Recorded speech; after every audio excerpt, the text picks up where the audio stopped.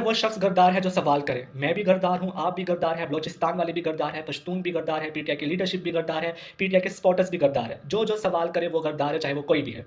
सिर्फ और सिर्फ हुब्बे वतन रह गए हैं नून लीग वाले, पीपल पार्टी वाले और वो चंद लोग जो बड़ी ताकतवर कुर्सियों पे बैठे हुए, सिर्फ वही हुब्बे वतन रह गए, वही असल पाकिस्तानी है।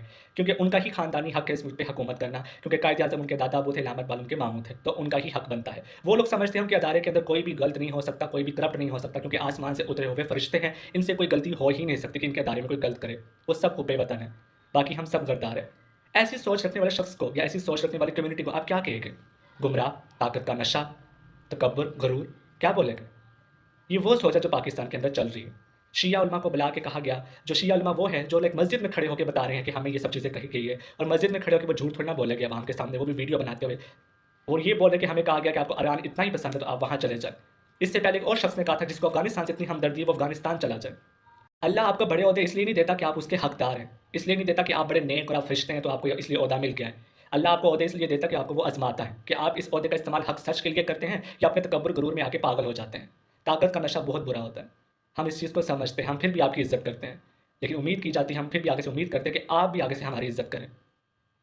ये सोच कि कोई भी किसी के लिए बोल रहा है तो वो वहाँ चला जाए, क्या ये सोच, ये ऐसे की पैगाम देना दुरुस्त है? आगे से अवाम जो बोले वो फिर गद्दार बन जाएगी। अगर अवाम बोले कि आप ही जाइए अमेरिका, आप भी जाइए इसराइल, आपको इतना पसंद है। वैसे तो आप लोग जाते हैं रिटायरमेंट के बाद, हर एक की जायदाद होती है, आपकी नस्लों की जायदादें बाहर होती है, सबकी, पॉलिटिशियन हो कोई भी हो। लेकिन आप मुझे ये बताएं, आपको ये ओहदा जो मिला है, इतनी पावर मिली है, ये दी किसने आपको? अवाम पे जुल्म ज़्यादती करने के लिए दी है? आप हैं कौन? वो कोई भी है।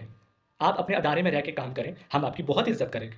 आप पे जान निसार है हमारी फिर कि आप अपने अदारे में रह के काम करें। देखिए सियासतदान जो होता है ना वो सिलेक्ट होता है, चाहे उसको 10 वोट भी मिले हो ना, वो अवामी नुमाइंदा ही कहलाया जाएगा।